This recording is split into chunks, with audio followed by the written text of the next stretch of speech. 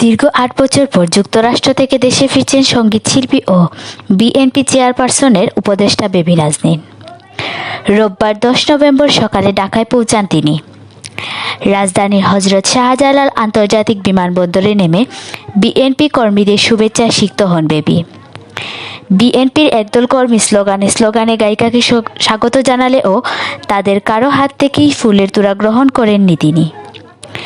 এ প্রসঙ্গে গণমাধ্যমে বেবি নাজনীন বলেন, ফুল নয়, কেবল শুভেচ্ছাই যথেষ্ট। গায়িকা বলেন, জুলাই আগস্টে বৈষম্য বিরোধী ছাত্র আন্দোলনে বাংলাদেশের শহীদ ছাত্র জনতার প্রতি বিনম্র শ্রদ্ধা। আহত ভাই বোনদের প্রতি সমবেদনা।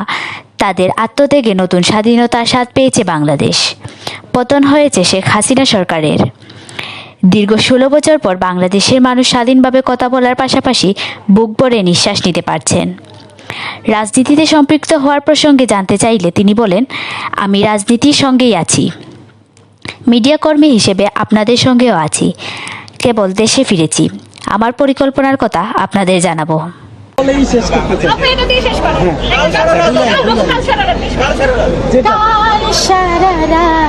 ছিল স্বপ্নের কাল সারা ছিল স্বপ্নের স্মৃতির আকাশে যেন বহুদিন পর মেঘ ভেঙে উঠেছিল পূর্ণিমা চাঁদ।